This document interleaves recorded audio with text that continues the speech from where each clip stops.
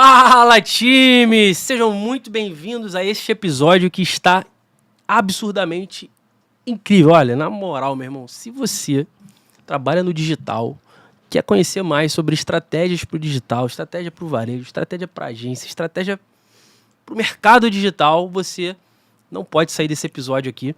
Mas primeiro, eu quero te pedir encarecidamente, curte, comenta aqui embaixo, fala, ó, tô aqui assistindo, esse cara que tá aí é fera, né? Comenta, se quiser xingar, se quiser falar uma coisa legal, você fica à vontade, é o espaço aberto para você. Mas quando você curte e comenta, o YouTube ele entende que esse vídeo é bacana e ele vai entregar esse vídeo para mais pessoas que estão precisando desse conteúdo.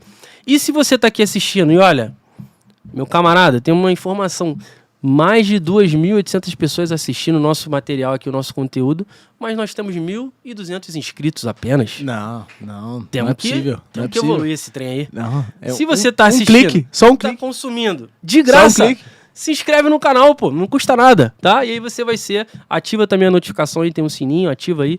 Ó, é de graça por enquanto, vai ver uns anúnciozinhos aí passando e tudo mais, mas é gratuito. Então, aproveita que o conteúdo aí tá bacana, tem muito vídeo legal aí pra você poder maratonar o nosso canal.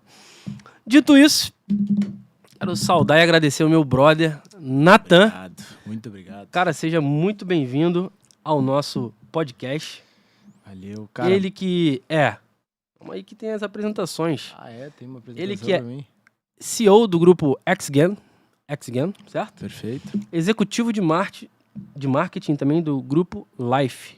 Isso. Tá correto? Isso aí. Seja bem-vindo, Natan Teles. Muito obrigado pelo convite, pessoal. É um prazer estar vindo aqui trocar essa ideia com vocês. 5 diazinhos no Rio aí pra gente conseguir conversar, conhecer um pouco. Primeira vez no Rio. Então tá dando pra ser um quase carioca, né? Já dá pra conversar. Tá já. faltando um sotaquezinho aí, chefe. Eu Vamos tenho dar que puxar um pouco o X no final só. Tá gostando do Rio? Como é que tá aí? Pô, muito bom, cara. Por sorte, né? Quando a gente pegou o apartamento ali, eu tava comentando contigo, a gente nem sabia que ia ter o show lá e tudo mais. E agora vai ter o show na frente da onde a gente tá ficando. Se deu bem, não vai nem pagar ingresso, vai... Vai ser legal. Vamos ver da sacada ali, vai ser bom. Top Mas, cara, demais. prazerzão. Obrigado por ter convidado aí. Tenho Olha, certeza que vai ser animal essa conversa. eu tô com papel e caneta aqui, porque Tem muita pergunta. Tem que ter né? humildade. Tu já me avisou. Tem humildade. já Olha me só, avisou pessoal. na ida. esse cara tem 21 anos.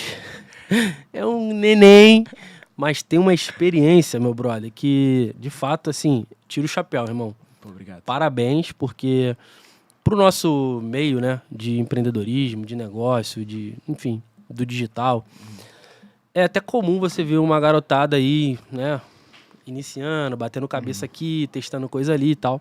Mas o que até me assustou quando você falou que tinha 21 anos era pela tua maturidade. Uhum. Então, por exemplo, o Natan já deu uma consultoria para a ME através de uma das agências que ele trabalhou, né? E assim, não esperava nunca que tu tinha 21 anos de idade. Tipo assim, sem nenhum pré-julgamento, né? Sim. Mas, pô, mano, o cara vinha ali com um conteúdo muito top, né? Com ideias muito bacanas e tal. Mas eu acho que quem testa no campo de batalha, independente da idade, né, irmão? Fome, né? Meu? Fome sempre ganha. Desde sempre. Desde os 13 anos de estudo digital. Né? Pô, Então, 13 anos. 13 anos. Tava lançando, ele tava mudando ali do Facebook pro Instagram, começando a ter aquela alta.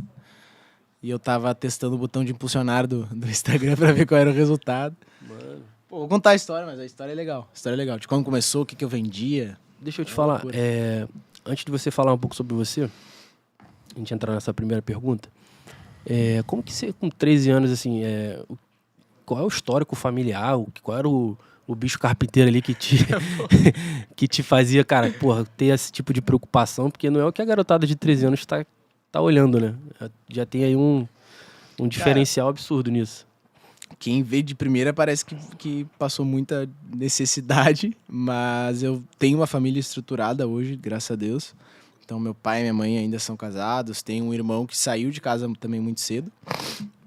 Mas tanto meu pai quanto minha mãe são empreendedores, né? Então, a minha mãe é manicure. O meu pai trabalha com designer gráfico, placa, banner, etc. E desde Até muito hoje eles cedo... fazem isso. Até hoje eles fazem isso. Legal. Até hoje eles fazem isso. Então, desde muito cedo, o meu pai me incentivou muito essa parte de empreender. De uma maneira sem conhecimento, né? Então, eu vim de uma cidade de 16 mil habitantes, né? Arroio Grande. É o sul do Rio Grande do Sul. Caraca. Bem lá na ponta. Gelado lá, né? Muito gelada, muito gelada. E faz praticamente fronteira com o Uruguai, né? A gente fica 20 minutos ali do Uruguai, Rio Branco. Então, meu pai sempre me incentivou muito isso, a fazer, a empreender, a ganhar o próprio dinheiro.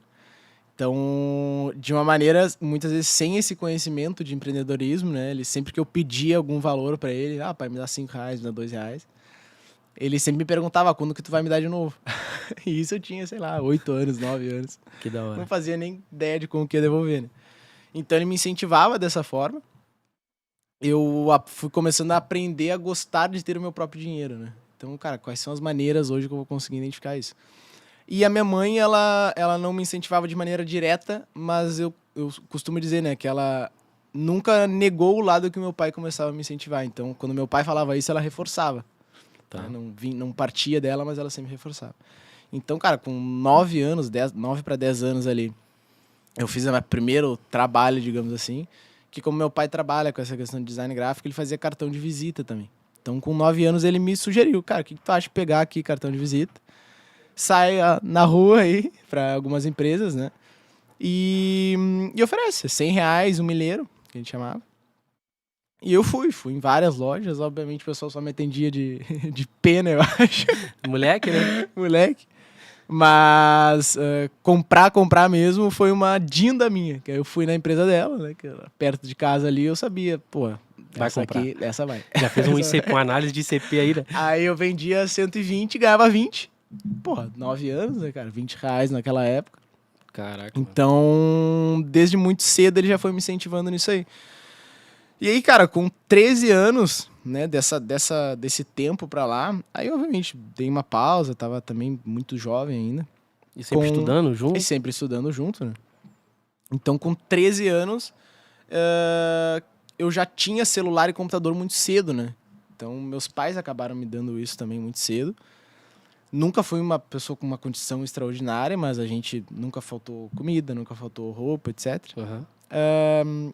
Só que também não esbanjávamos nada. Então, com 13 anos, eu tive a primeira ideia de empreender e eu chamei o meu pai, obviamente, para me patrocinar para isso. Que eu pedi para ele um valor, pai, me dá R$200, R$300, que eu vou trazer para minha cidade aqui algo que eu nunca vi vender. Que basicamente era roupa e tênis de marca. Então a minha cidade não tem iFood, não tem Uber, não tem nada. E as lojas de lá não vendiam Nike, Adidas, nada do tipo. Então eu pensei, cara, se eu trouxer isso aí, eu vou vender bem. E eu peguei R$200 e comprei no atacado. Vi uma loja no Instagram, apareceu um anúncio pra mim. Trouxe as roupas e fui começando a testar o botão de impulsionar, papapá. Cara, vendeu muito rápido. Porque a cidade não comprava Nike, Adidas, essas marcas em específico. Só que ainda isso aí, por inexperiência, né? Eu peguei todo o dinheiro e gastei o dinheiro. Então não recomprei, obviamente. Fui lá de novo, ele foi lá, me ajudou, e aí eu já tava com uns 14 anos mais ou menos, eu tive a ideia de trazer relógio, né? Na verdade eu trouxe primeiro aqueles calçãozinhos de banho, sabe? Uhum. Peguei no verão ali, vendeu muito de novo. E aí começou já algumas pessoas da cidade terem essa mesma ideia. Só que o diferencial meu era a única coisa era digital, né? Conseguir impulsionar e alcançar mais pessoas. E aí, cara, com essa questão dos calções, eu consegui pegar uma graninha. Tive a ideia de começar a trazer relógio. Aí comecei a trazer relógio de umas marcas mais famosas também. Saía muito. E eu comecei a identificar, cara, relógio de primeira linha é um valor um pouco menor, eu consigo vender em um volume maior. Esse eu vendi bem, só que com um valor também muito grande, já estava ali com 14 anos, eu consegui tirar 2, 3 mil. Caraca. Numa cidade pequena. Cara, no primeiro mês que eu fiz 2, 3 mil, já parou toda a grana, já perdi tudo. E meu pai falou, cara, agora te vira.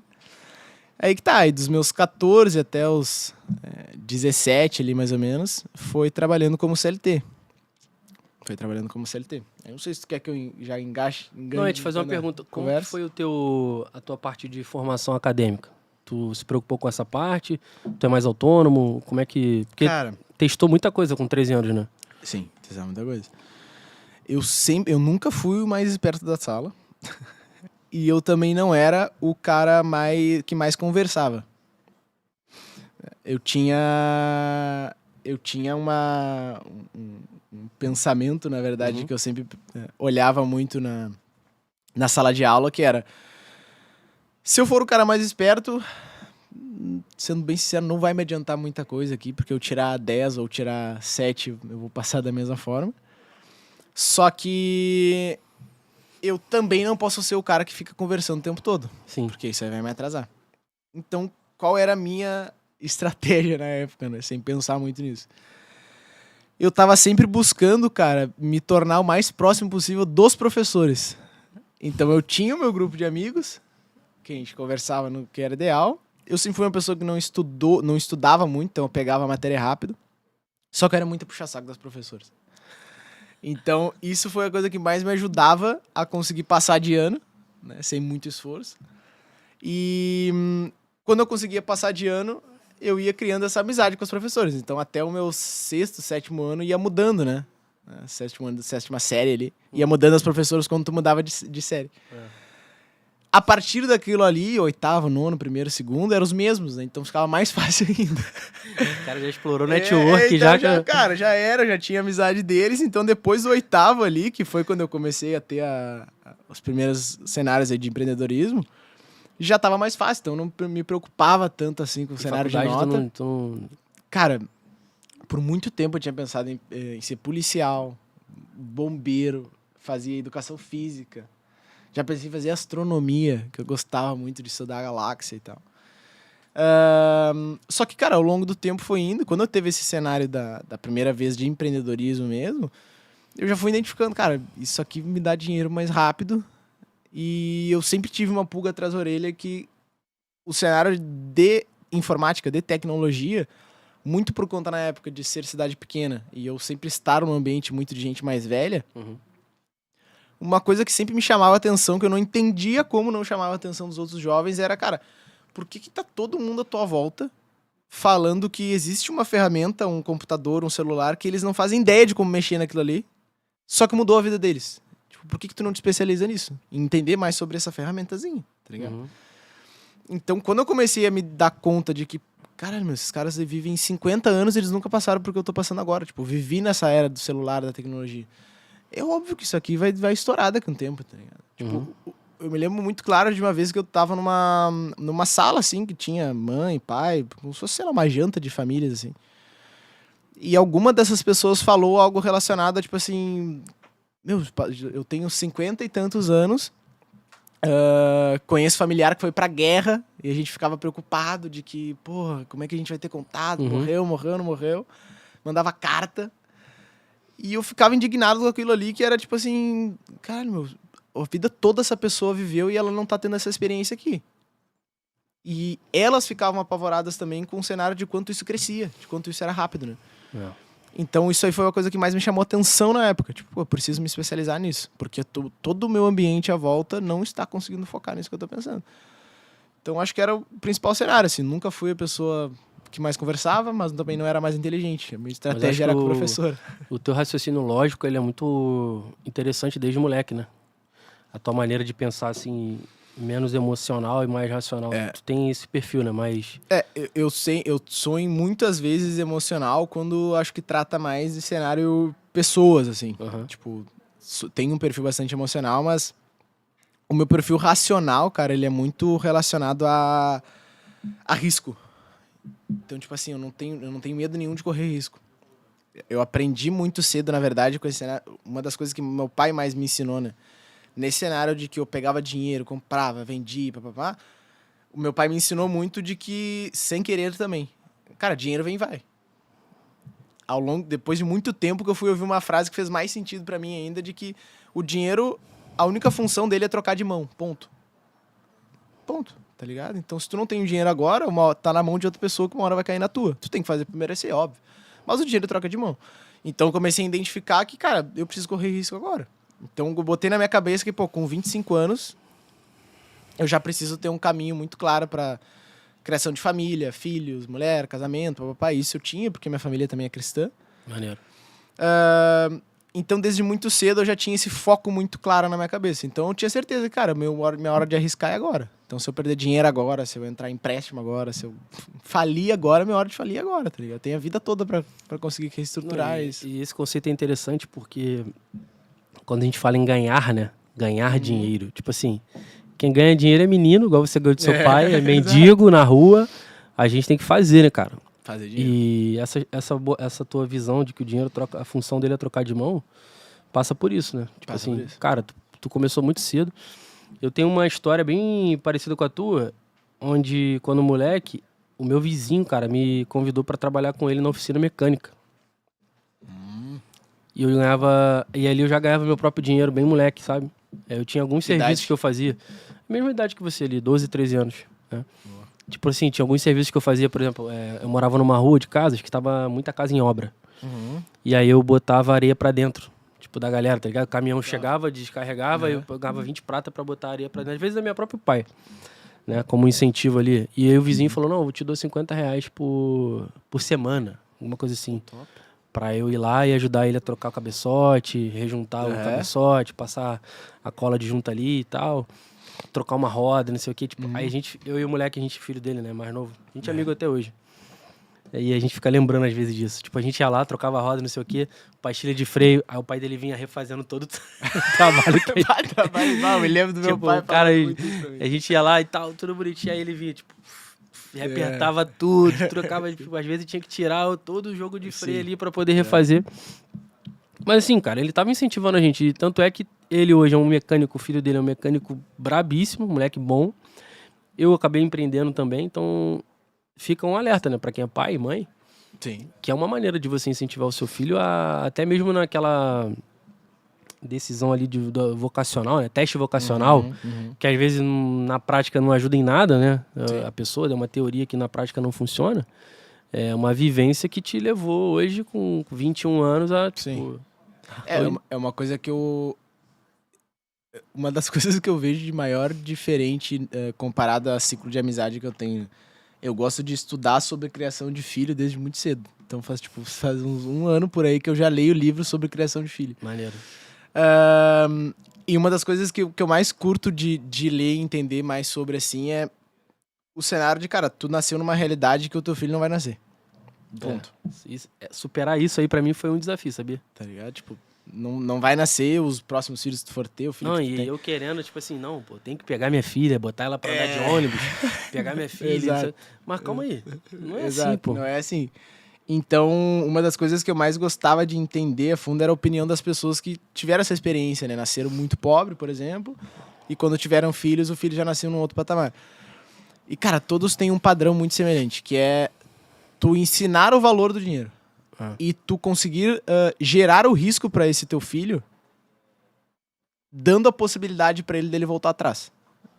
Então, uma coisa que o meu pai, quando eu vim para Porto Alegre, foi muito engraçado, né? Eu morava em Rio Grande, deu a pandemia ali, depois posso contar a história do último emprego que eu teve, que é bem legal também, mas deu a pandemia e tu vê que o cara...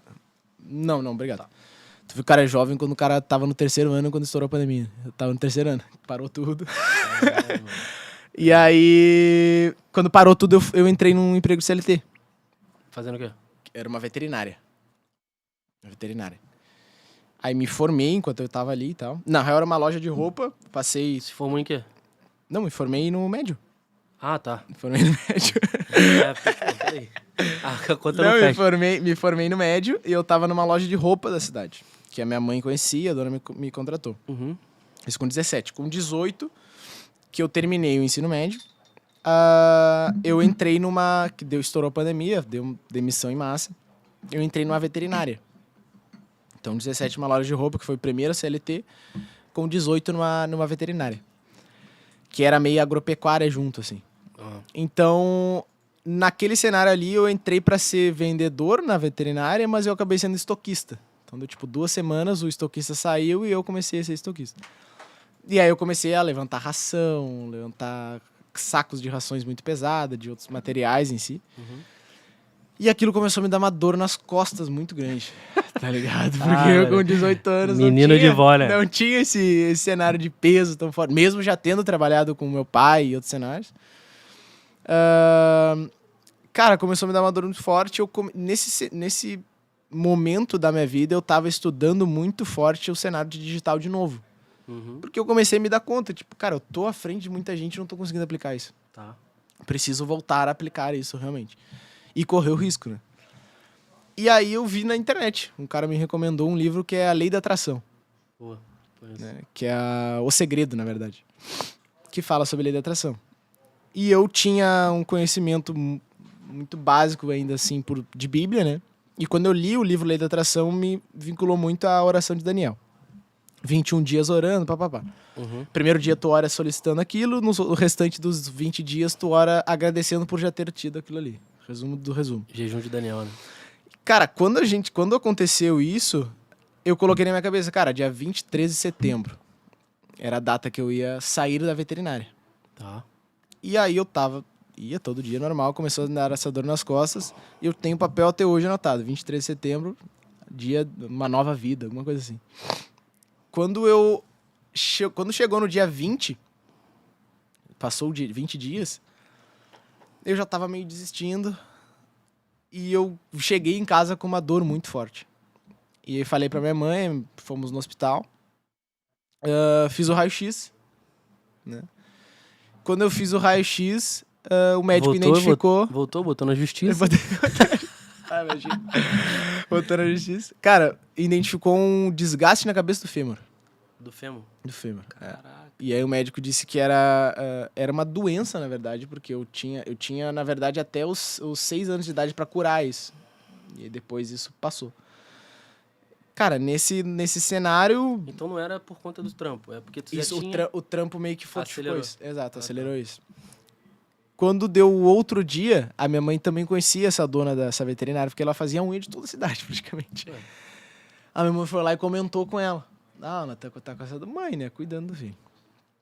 Ela tá com essa dor e tal. E, óbvio, ela é empresária, não ia ficar com o cara carregando ração, com 3 meses de experiência ainda da CLT.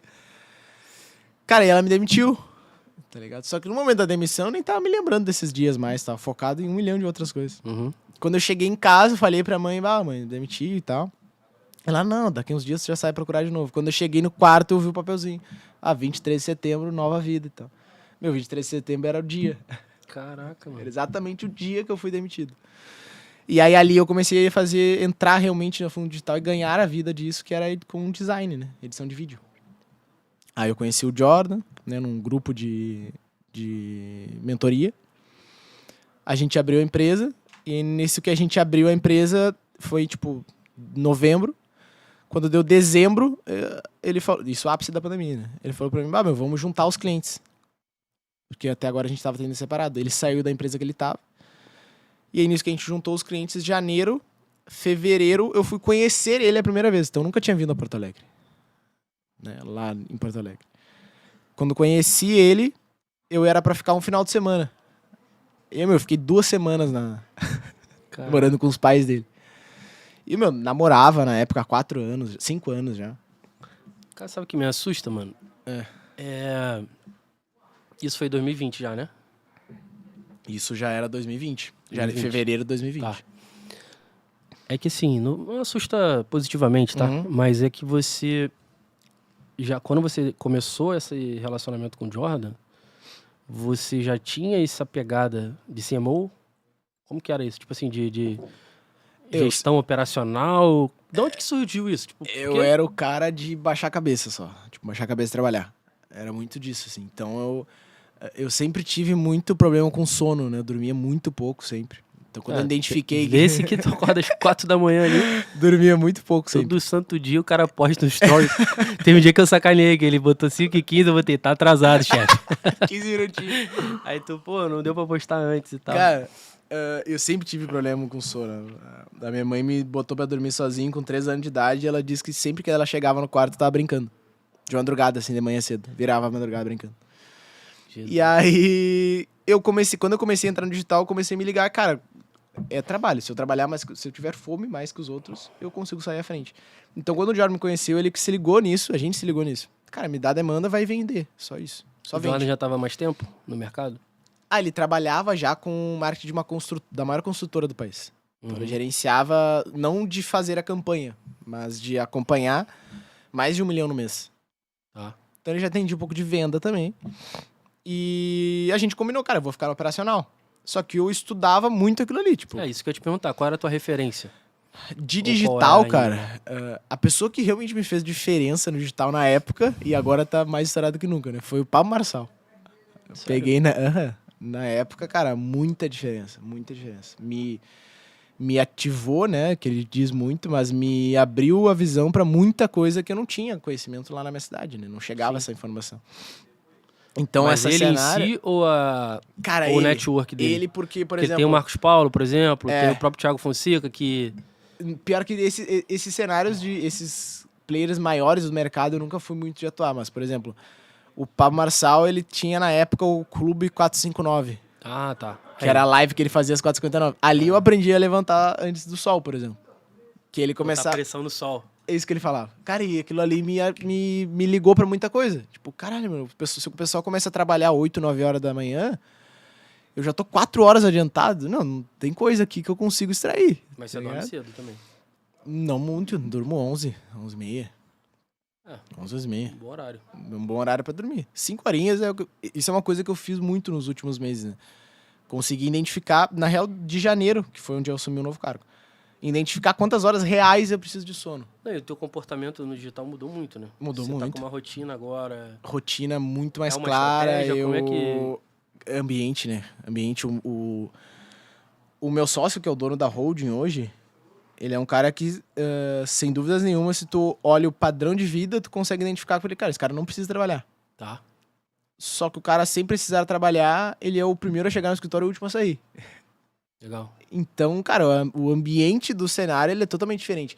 Tu identifica, tipo assim, porra, se esse cara tem uma vida, querendo ou não, admirável e que se ele precisasse, ele não pudesse mais trabalhar, ele não trabalharia, Uhum. por que esse cara tá fazendo isso? É fome. Ele ganhou a vida dele sem estar no digital e agora que ele tá identificando que o digital é um potencial, ele tá começando a investir nisso. Ele vai engolir tudo, né? O cara vai Exatamente. destruir. Exatamente. Então... E ele tá puxando os melhores, né? E aí ele começou começou no papo. Aí eu vim Maneiro. pra isso. Mas foi muito isso, cara. O cenário de eu conseguir baixar a cabeça, trabalhar e fazer o que devia ser feito, assim. Então a gente trabalhava muito. Depois desse tempo que eu fiquei lá 2 semanas, né? Eu voltei pra cidade e vou ter decidido. Tipo, a mãe, pai, vou ir pra Porto Alegre. Que na minha cidade isso era um absurdo. Tipo, ninguém do nada saía de Arroio Grande e ia pra Porto Alegre. Morar. Uhum. E ainda mais com o digital, né? Não existia. Então, eu fazia gestão de tráfego. Aí tu imagina isso numa cidade pequena. É. Qual era o bololô que dava? Não, e o entendimento ali até conseguir explicar. Minha mãe chegou em mim, olha aqui, Natan, senta aqui.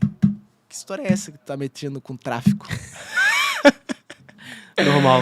Eu, pô, mãe, senta aí, vamos falar. Só que meu pai já dava uma abertura mais. Aí eu cheguei e falei, ó, mãe, eu vou ir pra Porto Alegre. Isso eu tinha 19 anos.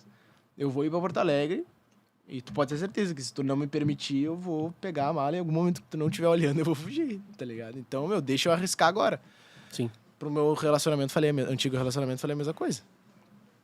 Eu vou ir, cara, a gente vai se virando. Tá ligado? Eu só precisava ter aquele foco na minha vida. E, não era um cenário de família ruim, de relacionamento, não era nada disso. Eu só vi uma realidade que as pessoas à minha volta não viam. É. E aí, quando eu abracei isso aí, deu certo. Aí, É a a gente, fome, né? aí a gente alugou um apartamento, eu morei 2 meses com os pais dele, né? Morava eu, na real o pai, né? Eu, ele e o pai dele, na casa. Tá. Aí alugamos o apartamento, moramos 1 ano junto. Nesse ano que foi onde a gente começou a trampar real, assim. Que, eu me lembro de tanta cafeína, porque ele fazia muita parte comercial, né? Então era mais um horário comercial ali, depois ele auxiliava alguma coisa do operacional, mas eu que era operacional, sempre tinha demanda. Pau cantava. Sempre tinha demanda. Então eu ainda atuava no operacional do cliente e tinha que fazer a questão dos anúncios para captar o cliente. Ah, então tu começou na DOT rodando anúncio. Rodando anúncio. Cuidava de 20, 30 clientes. Até conseguir puxar o primeiro gestor, botou o cara para assistir Pedro Sobral, vai treinando o cara, vai fazendo gestão. Só que tá, né? Com 19, né, que a gente iniciou, eu tinha 2 gestores para gerenciar. Uhum. E quando eu fui fazer 20 anos, eu já tava gerenciando 25 pessoas, 27 pessoas. Então, tipo, nesse 1 ano a gente teve um boom muito grande, muito grande. E qual Então- foi tua referência como agência? Ou vocês desenvolveram toda a parte operacional do zero ali pra validar? O e tal? maior de referência de agência, sendo bem sério contigo, nunca tive. Uhum. Nunca tive, porque o maior diferencial que a gente identificou, que foi quando eu identifiquei o boom do mercado financeiro, Uhum. eu comecei a olhar... Como é que eu identifiquei o cenário do escritório de investimentos, né? Eu comecei a olhar as agências na gringa. E a gringa sempre tinha aquela fala de que a gringa é 5 anos mais avançada do que o Brasil, papapá, Estados Unidos. Quando eu comecei a olhar, eu comecei a identificar o seguinte. Cara, se aqui já tinha agência, tipo a V4, por exemplo, que anunciava 1 milhão no mês, imagina lá. Só que lá tá o tempo todo abrindo agência. Como é que esses caras entram nos anúncios? Como é que eles disputam com quem tá investindo 2, 3 milhões de dólares no mês? E eu comecei a identificar que esses caras começavam a entregar conteúdo gratuito. Eles educavam o cliente. RD. Então eu não vendia. Eu lá te educava e falava assim, ó, cara, agora que eu te eduquei, se tu quiser alguma coisa, tu pode fechar com o meu serviço e eu faço por ti. E aí foi a primeira ideia que eu tive. A gente analisou a carteira, tinha um escritório de investimento. Que a gente tava tendo um resultado do caralho. Uhum. Que era pouquíssimos escritórios do Brasil que investiam em anúncio. E tava recém mudando essa mentalidade do brasileiro começar a investir e tal. Muito dinheiro em banco. E eu comecei a dizer, cara, vamos testar isso. Eu fui lá, peguei e lancei... Falei pro Diário, vamos fazer uma aula mostrando como é que a gente fez esse case do escritório. E vamos soltar. Só que vamos soltar batendo numa landing page. O cara botava nome, e-mail, telefone, se cadastrava, no final ele via a aula. Só que vamos botar a headline da maior dor do cara. Que é o quê? Reunião pro assessor. Era isso. Eu só analisei a minha base. Chamei o cara pra uma reunião e falei assim, lembra direitinho. Um escritório de Porto Alegre ainda. Qual é a dor, que é uma coisa que eu falava nas mentorias, cara, o pessoal não consegue pensar nisso, que a solução para muitas coisas que tu precisa já tá na tua carteira, né? Se tu fosse hoje fechar com uma empresa que resolveria a tua maior dor, o que tu iria pedir deles? O cara te entrega. Caraca, hein? Essa pergunta é... Cara, matadora. eu te perguntar o que eu vou te falar, entendeu?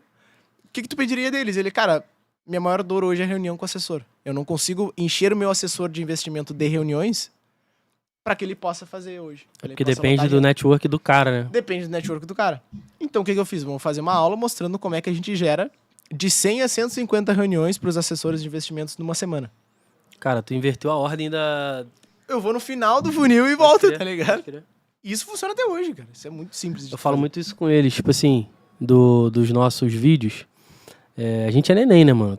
A gente tá há 1 ano com esse projeto aqui do canal e tal. A ideia é, de fato, entregar conteúdo, mas que as pessoas despertem interesse. Porque às vezes tu abre um vídeo desse aqui, que a gente tá trocando ideia, mano, o cara que assiste isso aqui vira a chave pra várias coisas, mas como que ele se interessa em clicar no vídeo? Sim, exato. Aí vem a pergunta, né? No Exato. começo do vídeo. Exato. E aí a gente fez isso num vídeo agora da semana anterior, que saiu, que foi pros corretores. Tipo assim, como lotar a agenda do seu isso. corretor. É isso. Né? Como fazer o seu corretor agendar X visitas por mês.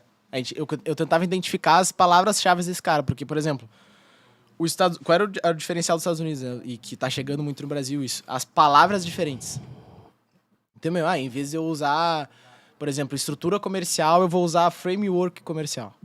Em vez de eu usar uma plataforma de comercial, eu vou usar CRM. Então eu identificava que, tipo assim, cara, não tem como eu usar isso. Os caras vão ler isso e não vão entender. Eu vou na palavra mais simples. O que é a dor? Reunião, assessor. Então, pega a palavra e coloca na cópia, entendeu? Hoje em dia a gente tá fazendo um cenário de lançamento pro grupo, porque como o dono da Road quer investir mais nisso, cara, meu maior objetivo durante o meu dia hoje, além de gerenciar a equipe, é posicionar a empresa. Então, por isso que eu vim pro Rio, por isso que vai ter podcast, por isso que a gente está distribuindo conteúdo. Só que a minha maior disposição hoje é entender qual é a dor do mercado. Só que para entender a dor do mercado, eu pergunto pro mercado, velho. Eu não vou fazer uma pesquisa interna, entendeu? Eu vou perguntar pro mercado. O cenário do escritório foi isso. Então, a gente identificou que o cara conseguia fazer... Tinha essa dor de fazer X reuniões por semana. Eu fui lá e gravei uma aula falando... Eu te ensino na aula aqui, em 9 minutos, como que tu faz pro teu assessor ter de 100 a 150. Só que a estrutura era muito robusta. Aí o cara não ia dar conta. O cara chegava no final da aula e aí, cara, era muito engraçado que o time ria porque a ideia no final ela foi boa e eu até hoje nem me lembro como é que realmente eu pensei no negócio. Mas quando chegava no 7º minuto da aula, brotava um botão embaixo no WhatsApp, tá ligado? Porque quando eu começava a falar pro cara que Isso era a um estrutura webinar? tá aqui. Não. Era tipo um webinar, só que era 9 minutos. A estrutura tá aqui. Se tu quiser aplicar, eu te entreguei de graça. Mas se tu quiser que uma agência especializada no teu mercado aplique, clique no botão abaixo. Aí brotava o botão, tá ligado? Então tu criou um funil que jogava pra uma landing page que tinha esse vídeo. Que tinha uma aula, eu entregava todo o conteúdo pro cara, educava ele, que é o que eu bato na tecla o tempo todo. Uhum. O diferencial, esse no futuro vai ser educação do cliente.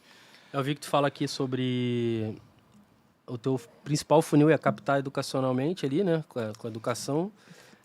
Fazer o marketing offline. Isso eu queria entender um pouco mais desses Boa. brindes aí. Boa. E depois cold call com diagnóstico.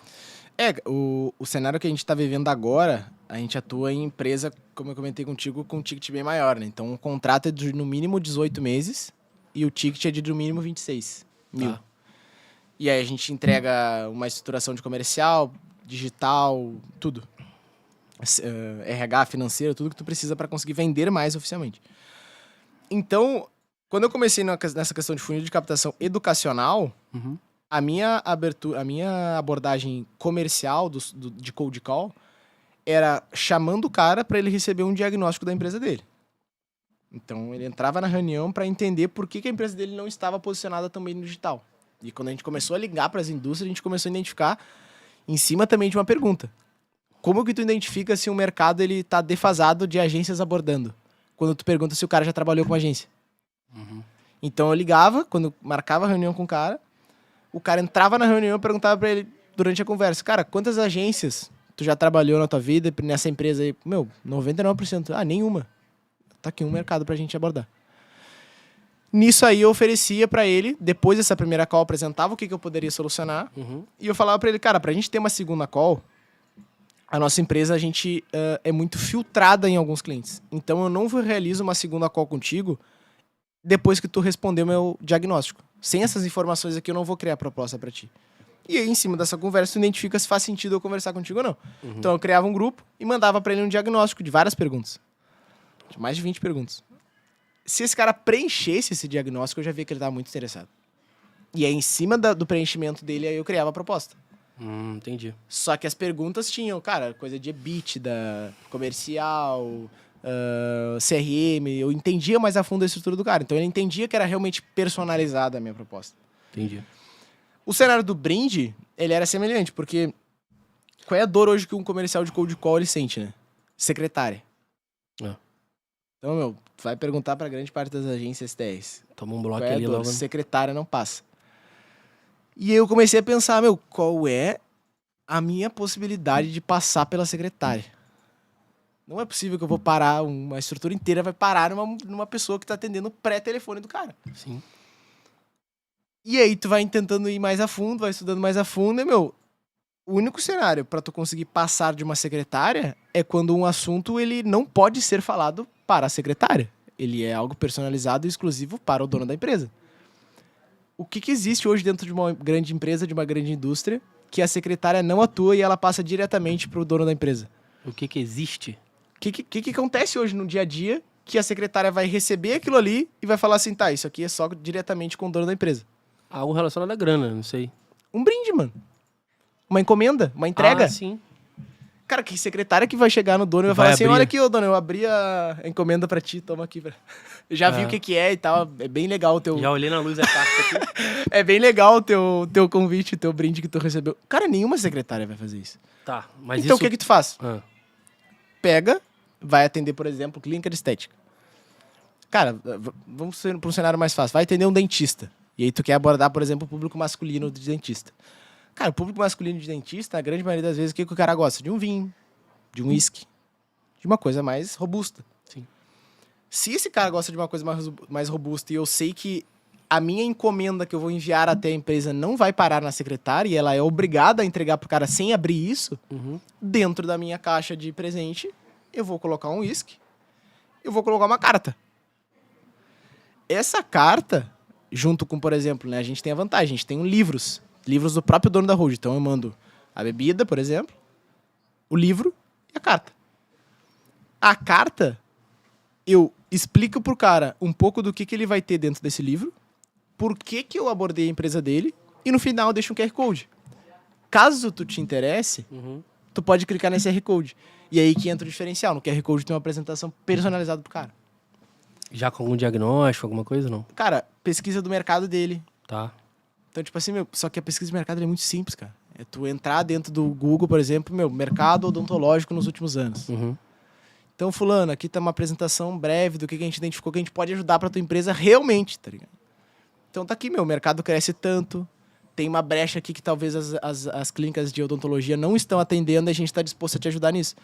No final da apresentação, um link pro teu WhatsApp. Então, eu não vendi pro cara em nenhum momento. Nenhum momento. Só que, porra, tem uma apresentação personalizada, é muito complicado. Só, cara, por mês, tu vai mandar um brinde pra 5 pessoas. Só que são 5 empresas robustas. Sim. Que o cara vai olhar aquilo ali, eu tenho certeza, ele nunca recebeu aquilo. E essa é a maneira de eu chego numa grande indústria. Top. Eu não preciso ligar pro dono parar na secretária. Eu vou mandar uma entrega. Eu sei que ela só vai ver destinatário. Fulano. Ponto. É dele. Não. E tu manda fisicamente, né? Tu manda por correio. Cara, depende. Vai lá presencial. Os de fora, no momento a gente aborda muito daqui, né? Mas os de fora a gente vai mandar por correio. Nem mandei ainda pra fora. Top. Mas os daqui eu mando numa caixa onde a única coisa que tem é a carta em cima. Você já fazia na DOT essa ação ou Nunca começou fazia. agora? Mudar Nunca a hora. fazia por quê, tá? Sabe que eu já fiz isso na engenharia, agora que eu tô lembrando, mano. É? Eu entregava proposta de projetos que eram milionários, assim. É isso. Botava numa caixinha personalizada com um laço. É isso. Aí a proposta impressa, Aham. encadernada. Aham. Isso aí. Uma agenda da empresa, uma caneta e uma canequinha, assim, tipo... Isso aí. Pode crer, Cara, por que o cara não faz isso hoje, entendeu? pode crer. O O digital, né, mano? Acho que o digital, ele deu uma... Deu essa estagnada, só Deu que, uma cara, desacelerada por exemplo, nisso. o dono da Road lá, mano, o cara não sabe usar um drive direito. Tudo ele imprime. É, Ele vai ver o vídeo depois, Cultural, mas, cara, né? tudo o cara imprime. Por que tudo ele matando imprime? várias árvores e... O cara imprime tudo. Não é possível que Eu não os tenho nem empresários... impressora no escritório. Exato, exato. Quando eu cheguei na empresa, tinha uma impressora e um cara pra cuidar das tintas da impressora. Eu pensei, mas não é possível. A empresa que realmente tem grana, esse cara não tá no digital. Esse cara não vai estar ali. Então, como é que tu faz? Tu vai chamar a tua rede de contatos, tu vai identificar, tu trabalha em qual empresa? Pô, uma grande indústria, beleza. Qual é a maior pessoa que tu consegue mais próxima do dono aí? Ah, fulano. Cara, manda esse convite pra pessoa. Excelente. É isso. Por quê? Porque essa pessoa vai conseguir chegar no dono pra ti, entendeu? Mano, top. Você Deixa eu te falar do porquê que a Dot não fazia. Me lembrei agora. O desafio que ele me passou na X era que eu precisava chegar na grande empresa. E tu foi criando novos mecanismos, né? Eu não precisava... Eu não podia pegar um cara que ele tinha somente 3 mil reais pra me pagar no mês, entendeu? Então não tá rodando tráfego, então, lá. Tu tava indo pra outra estratégia. A né? nossa estratégia no momento, ela não é um tráfego para captação direta. É de educacional. É educacional. Maneiro. Vem cá, você pensava que o projeto da DOT daria tão certo quanto deu? Tu tinha isso já em mente? O que te Cara. fazia acreditar nisso? Não sei. Como que era as trocas que você tinha com o Jordan? Falava, cara, eu acho que deu bom aqui. Cara, eu comecei a ter mais clareza quando eu me mudei pra cá. Pra Porto Alegre, desculpa. E eu comecei a identificar o quanto que o trabalho devolvia. Então, tipo assim, devolvia muito.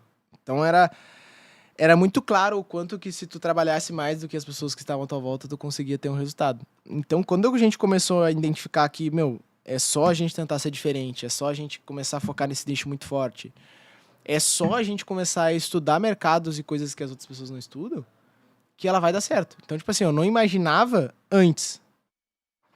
Mas depois que a gente começou a trabalhar Quando tu foi pra muito- Porto Alegre, tu não tinha dimensão, né? Cara, era absurdo. A cena que eu mais me lembro, que eu me dei conta, assim, tipo, não tem como dar errado, era que quando a gente quando a gente alugou o apartamento junto. Foi num final de semana que ele tinha ido dormir na namorada e eu, cheguei de noite e tava me tremendo, assim, da cafeína. Muito café, muito café. E o caralho, que é isso, meu? Me dá um troço. E aí eu parei, assim, uma hora, só que eu comecei a me ligar, meu, tem muita coisa pra fazer ainda. Isso era, sei lá, meia-noite. Eu tinha trabalhado desde as 9 da manhã, 8 da manhã. Tem muita coisa pra fazer ainda. Aí, eu não sei da onde, tem muita ideia na minha cabeça que eu não sei da onde vem, mas me deu uma ideia na cabeça de que se eu comesse gelo, se eu tivesse com gelo na minha boca, eu não ia dormir. E eu não precisaria de cafeína. Por quê? Porque se o gelo parasse em algum momento na minha boca, ele ia queimar minha boca, minha língua, minha bochecha, sei lá. E aquilo ali iria me manter acordado. Cara, essa ideia, eu comecei a usar muito isso e parar de tomar cafeína depois das 5 da tarde, por exemplo. Caraca, mano. Pegava gelo, botava num copo e começava a Ficava tomar. ali, ficava bebendo Só, gelo. cara, tu vai balançando o gelo, tu vai acordando, porque aquilo ali vai te deixando com a boca horrivelmente gelada, Dormente. dormente, tu não toma cafeína. E, cara, eu usava aquilo ali pra concluir. Meu, a partir daquilo ali eu comecei a me identificar, meu, olha a ideia que vem na minha cabeça. Tu já teve problema com ansiedade, essas coisas? Ah, não de, tipo, ficar mal, assim. Sou ansioso, Normal. o normal, assim. é. Depressão, essas paradas? Nunca também. Maneiro. Isso pra mim, se fosse me perguntar hoje, eu acho que se fosse maior, qual é o teu maior diferencial como pessoa que te ajudou no profissional? Eu acho que é essa questão de inteligência emocional. Cara, certeza. não tenho... Eu costumo dizer, né? Eu não preciso nem perdoar as pessoas porque ela não me afetou, entendeu? Então, tipo assim, meu, não tenho inimigo, não me importo com nada desse cenário do que dizem. Nunca fui uma pessoa que precisei levantar a voz, assim, pra conseguir resolver alguma coisa. Meu, nada que eu passei na minha vida até hoje, passei por situação foda. Eu olhei pra aquilo ali e falei, puta que pariu, não tem resolução isso aqui. Tipo, nada. Não tá no meu Tipo, controle. Briga, discussão, uma coisa que eu tinha muito na outra sociedade. E a gente sempre resolvia numa troca de ideia. Cara, tu nunca vai me ver preocupado também. Uhum. Então, acho que o maior diferencial que eu consegui identificar ao longo do tempo era, cara, eu preciso disso aqui só. Tipo, eu só preciso ter certeza de que eu tô novo e que o momento de eu passar pelas dificuldades é agora. E em algum momento eu vou recuperar se eu perdi alguma coisa agora, entendeu? Boa. Então, meu, grana, momento... Só pra galera entender um pouquinho, nesse 1 ano aí, faz um resumo do que foi a DOT, onde você conseguiu ajudar a levar essa empresa e como ela está hoje. E a gente vai entrar nessa virada de mudança de mercado pra você, né? Boa. A DOT, ela iniciou como uma agência de marketing, como qualquer uma. Ao longo do tempo, a gente foi identificando que existia uma brecha de mercado financeiro. Uhum. Eu identifiquei que seria um nicho que a gente poderia se especializar e crescer muito nele. No momento que eu me especializei e comecei a crescer nele, a DOT começou a ser uma assessoria de marketing focada em escritórios de investimento. No meio de 2022, ali finalzinho, a gente se tornou a maior do Brasil. Então a gente já estava com mais de 80 escritórios na nossa carteira. E eu atuava como CMO, então meu único papel na empresa era, no início, cuidar da operação dos clientes, mas depois de um tempo, meu único papel era conseguir trazer mais clientes através do marketing. Então, eu posicionava a empresa para que a empresa clicasse lá no nosso anúncio e fechasse conosco. Então a estratégia de captação era tua também. A estratégia de captação era 100% minha. Desde sempre ela era minha, mas depois de um tempo ela foi focando somente em mim. No finalzinho do que eu estava ali, meio de 2023 até o final, eu comecei a posicionar a empresa para a parte educacional. Então a gente começou a dar mentorias para outras agências. E aí que a gente encontrou um outro mercado que, quando a gente captava muito cliente, vinha muito dono de agência para falar com a gente. Então, basicamente a DOT era isso, era uma assessoria de marketing. E hoje ela ainda é uma assessoria de marketing, não é mais tão focada para o escritório de investimento, mas está bem amplo esse cenário de educação dela. Top.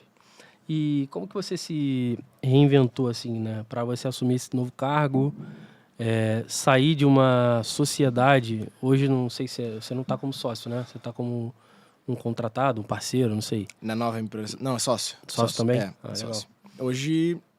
Pode terminar. Não, eu queria entender, assim, como que foi esse para você, tipo... Porque não era um plano... Tu não planejava isso, talvez, assim, no médio e longo prazo ali... Já tinha uma ideia de sair ou de ir para uma nova oportunidade? Cara, maior dificuldade. Deixa eu identificar aqui. A maior dificuldade que eu senti no momento que eu recebi a proposta foi idade.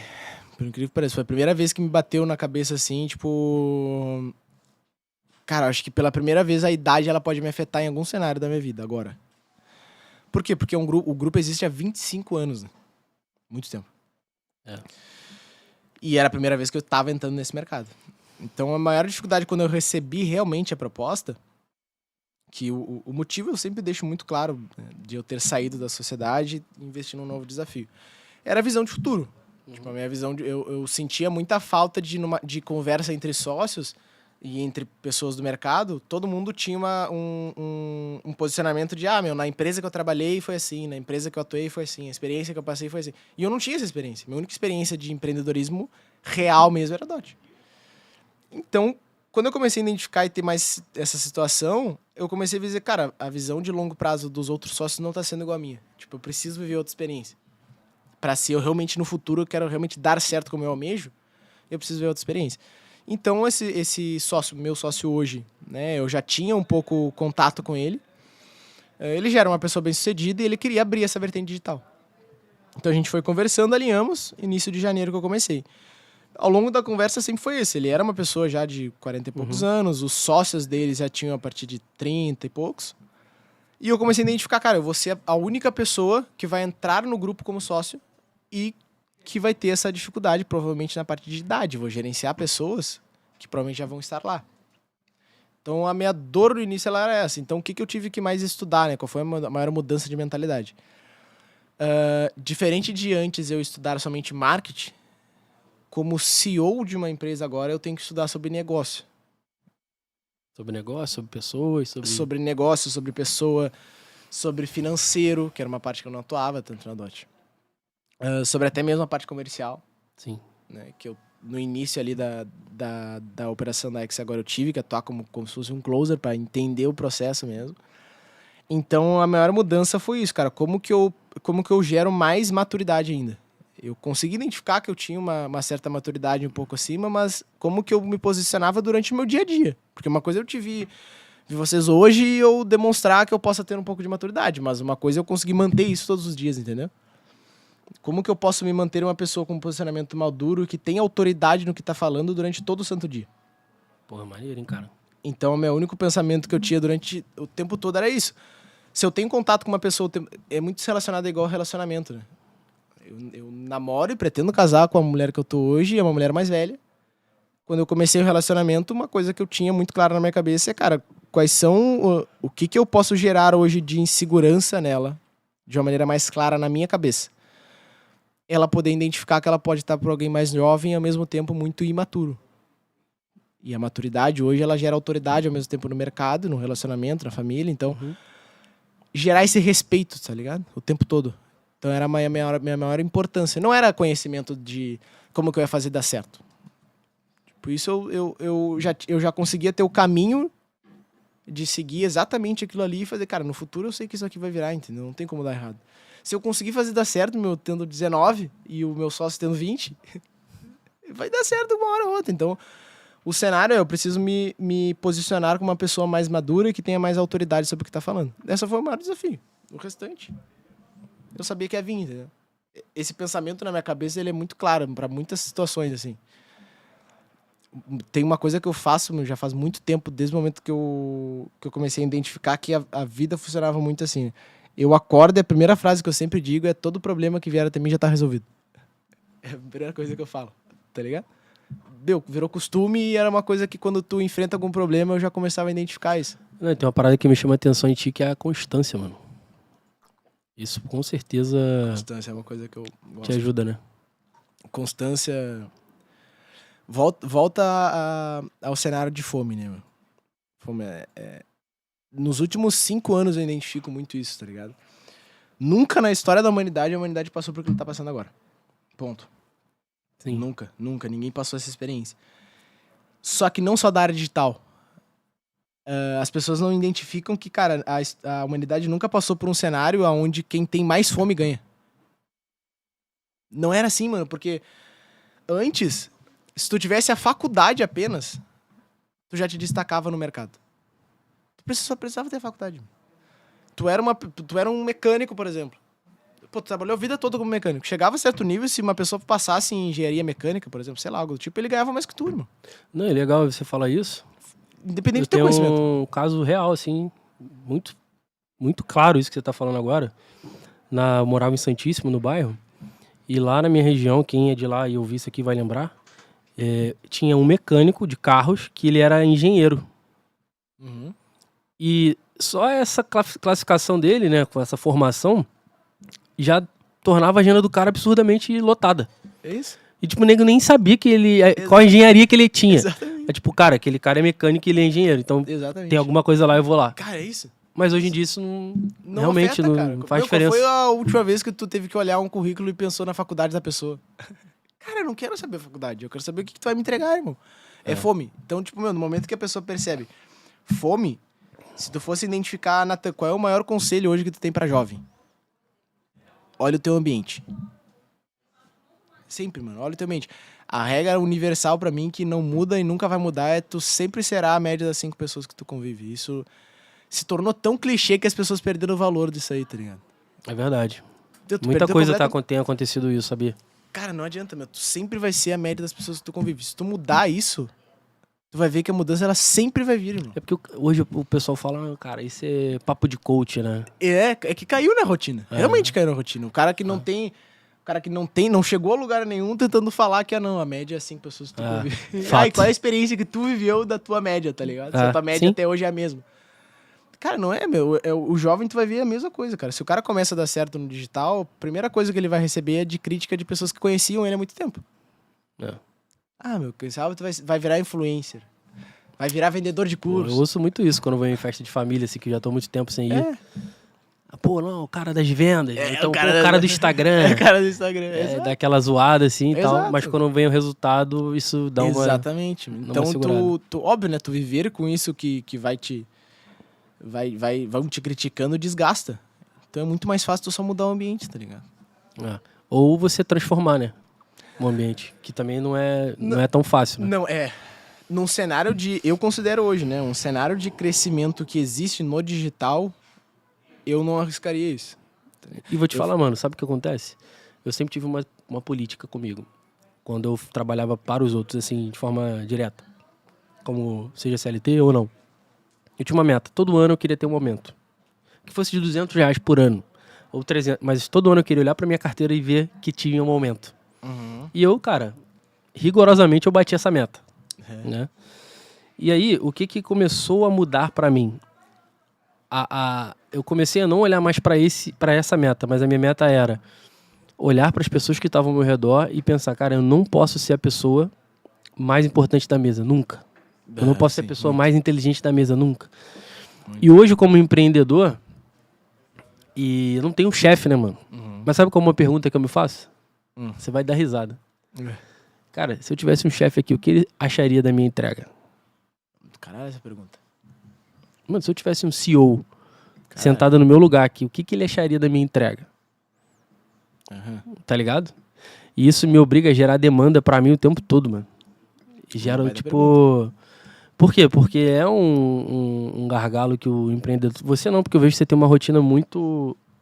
Tu pode ser um picareta. Mas o picareta, ele não se mantém tanto tempo ali entregando aquilo ali cotidianamente. Que você falou, né? Aqui eu tô te transmitindo maturidade, mas e todo dia? Exato. Tá ligado? Então, assim, meu time que convive comigo conhece as minhas dores, os meus problemas, os meus gaps. Sim. Mas eu nunca posso deixar de honrar, de entregar, de me comprometer, porque é um jogo que se joga junto, né? Sim. Então, acho que esse lance, cara, do empreendedor, do próprio ser humano, gerar demanda pra si, entendendo que ele precisa de referências, precisa de pessoas, vai levar ele a entender que realmente a média das pessoas com que ele convive vai influenciar ele de alguma forma. Sempre. Top. Sempre. Não, e eu falo muito pra minha namorada isso, né? Margem pra erro, meu. Tenta sempre prestar atenção nesses pontos, assim, quando tu vai tentar ser a menor estatística. Tipo, meu, qual é a margem pra erro? É uma margem muito pequena tu conseguir mudar o teu ambiente. Tu transformar o teu ambiente. Tá ligado? Sim. Muito. Então, o risco de tu tentar transformar em vez de só mudar ele é muito menor. Eu falo muito isso, né? Que a internet, ela não permite você trabalhar com as exceções, né? Exato. Mas sim com a regra, né? Muito real. Muito real. Toda vez que você quer usar uma exceção, você não alcança o teu resultado macro, né? Cara, é sempre assim. É sempre assim. Tu vê, por exemplo... Cara, tu vê isso pra campanha, né? Anúncio. Tipo, vai olhar a métrica, teve 100 compras. Teve 8 aqui que foram do público masculino. Taca a grana no feminino. Pra que tu vai insistir nisso, né? Tá ligado? Pra que tu vai testar no masculino? Mano, como que você considera hoje a tua liderança, assim, dentro desse aspecto? Porque mudou um pouco, né, o teu modelo de liderança e tal. O que você fez pra encaixar isso daí? Eu acho que hoje... Acho não, né? Tenho certeza que hoje eu tenho um papel de exemplo muito maior. Porque a empresa toda olha, né? Isso acaba sendo um peso, querendo ou não, mas eu acabei acostumando um pouco com isso na DOT. Então, além do peso, eu acho que o que mais mudou no cenário de conseguir entender sobre pessoas, no geral, é ser menos emocional. Né? Ser menos emocional. Por ter vindo de uma vida muito mais simples, né? Mais humilde, com um ambiente também mais simples, tu sente aquela dificuldade muito grande de, tipo assim, eu sou líder de uma pessoa, né? Aquela pessoa, ela obedece, querendo ou não, as coisas que eu vou demandar. Então, eu acho que esse cenário de ser menos emocional. Eu sempre fui uma pessoa que, durante muito tempo, eu deixava de bater de frente, deixando a pessoa pisar em cima. Para evitar o conflito ali? Para evitar o conflito, evitava o conflito. Mas para um cenário de liderança, isso, muitas vezes tu precisa mudar, né? E às vezes é difícil tu conseguir encaixar isso, né? O que é o evitar o conflito no cenário de liderança? Cara, aquela pessoa tentar te dar as desculpas de que ela não fez tal demanda por tal coisa, ou ela tá querendo um aumento, por exemplo, por entregar um bom trabalho. Tipo, cara, eu te contratei para um bom trabalho. Eu não preciso te pagar mais porque tu está entregando um bom trabalho. O cenário de eu te pagar mais, ele envolve muitas outras coisas, além de tu me entregar um bom trabalho. Então, óbvio, o mercado ele é muito diferente. Eu tenho certeza que lá na operação a gente paga e ainda vai continuar pagando muito diferente do mercado em questão de valores, tanto para comercial quanto para outros cenários. Mas esse cenário de tu ser menos emocional numa demissão, menos emocional numa cobrança mais forte. Então, eu acho que foi a maior mudança assim, da liderança. Essa parte de ser um cara visionário, democrático, que você mencionou, como que se enxerga isso? Por exemplo, eu sou o cara muito... Ao longo do tempo, né, teve 3 amigos, na verdade, na minha trajetória, que eu consegui tirar eles das cidades que eu morava, botar eles no digital, contratei eles para outra empresa que eu trabalhava, e consegui fazer com que eles, sem precisar de faculdade em si, trabalhassem e ganhassem a grana dele. Só que era muito complicado para mim conseguir entender essa diferença, tá ligado? De, tipo, a amizade é trabalho. A questão de ser visionário democrático é que esses amigos hoje são as pessoas que eu vou levar pra vida para que eles consigam aplicar aquilo que eu tenho de visão muito rápida. Boa. Então, tipo, tive uma ideia aqui, faz isso. Tive uma ideia, tô contigo nisso, faz isso aqui. E o cenário de ser democrático é porque ao mesmo tempo que eu vou ter essas ideias rápidas e preciso que alguém aplique, eu vou estar junto com a pessoa e vou perguntar pra ela, faz sentido ou não faz? Então, todos eles, quando vem essa ideia que eu vou dar, eles falam, meu Deus, de onde tu tá tirando isso? Vou fazer mesmo assim. Mas também tem a função de, tipo, meu Deus, de onde tu tá tirando isso? Não faz sentido nenhum a gente ir pra esse lado. Boa. Então, eu acho que é essa diferença de ser um líder visionário democrático, né? Porque eu poderia ser somente o visionário. E eu ter a visão, faz isso e foda-se. Pode crer. É a diferença. Mano, estamos chegando ao fim. Vou fazer 2 perguntinhas aqui pra gente encerrar. Tá, eu vou rápido, prometo. A gente falou muito sobre a tua idade, né? Tu é um moleque novo, já fez bastante coisa, tá num projeto gigante agora. O que você poderia deixar de conselho, de dica pra galera jovem também que tá assistindo? Tá aqui por conta de você, tá aqui por conta do podcast, tá querendo também inovar, fazer alguma coisa diferente. O que tu poderia deixar pra essa galera? Cara, 2 principais coisas. Eu acho que o cenário do ambiente, né? Então, sempre vai ser a média das 5 pessoas que tu convive. E esquece de tentar levar isso como papo de coach, porque se tornou clichê, mas não deveria se tornar dessa forma. E tu ter clareza que pela primeira vez no mundo hoje, a pessoa com mais fome ganha. Top. Então, assim, é mais fome, mas no ambiente certo, né? Então, a internet hoje te possibilita tu estar com o ambiente certo sem precisar estar presencialmente naquele ambiente. Acho que são os 2 cenários principais, assim. Top. Ambiente e fome. Mano, tem uma história que eu não poderia deixar de encerrar sem tipo, fazer essa pergunta, que eu achei muito curioso, sobre uma empresa que você que captava por volta de 500 mil. Como é que é essa história aí, que você passou por isso aí?